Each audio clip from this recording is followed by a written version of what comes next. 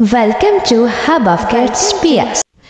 अस्सलाम वालेकुम प्यारे बच्चों, उम्मीद है आप लोग खैरियत के साथ होंगे। आज मैं कहानी लेके आई हूँ, उसका नाम है एक सांप और चूहा। तो आइए कहानी को सुनते हैं। एक दफा का जिक्र है कि एक जंगल में एक बिल में एक चूहा रहता है।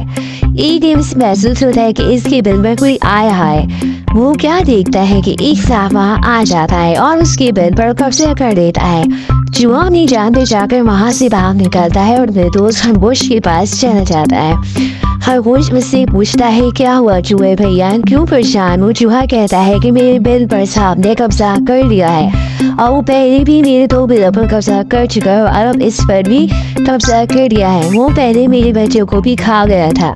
वो खरगोश से कहता है कि मैं ये जंगल छोड़ कर जा रहा हूँ क्योंकि मैं यहाँ महफूज नहीं हूँ। खरगोश कहता है, नहीं नहीं, तुम्हें कहीं जाने की जरूरत नहीं है, तुम मेरे दरख्त के पास ही अपना बिल बना दो।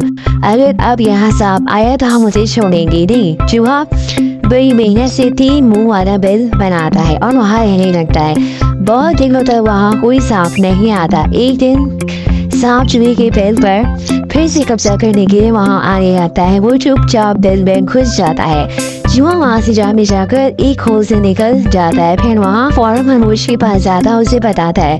खरगोश कहता है, तुम परेशान ना हो, मैं देखता हूँ।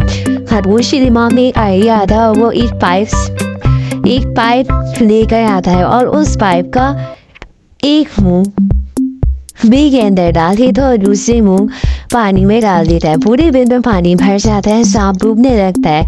वो बाहर निकलने का रास्ता तलाश करता है, पर तमाम होल्स यानी तमाम सुराखों में कुछ ना कुछ लगा होता है। एक होल में कुछ खारदार झाड़ियाँ रखी होती है और एक होल में बहुत सारे पत्थर रखे होते हैं और एक होल से पानी आ रहा होता है। अब बचा एक होल होता है। तीसरे होल से वो बाहर निकल जाता है, पर वहाँ खरगोश और चूहा पहले से मौजूद होते हैं और वो कांटों से काफी जख्मी हो चुका होता है कि अब खरगोश भी उसे डंडों से खूब मार मार के घायल कर देता है और मुर्गी भी वहाँ आ जाती है अपना बदला लेने और मुर्गी और चूहा भी उसे मार मार के अपना बदला ले लेते हैं। इस तरह सांप मर जाता है और इस तरह चूहा और मुर्गी अपना बदला पूरा कर लेते हैं। प्यारी बच्चे, इस कहानी से हमें ये सबक मिलता है कि हमें कभी भी किसी की चीज पे नाजायज कब्जा नहीं करना चाहिए।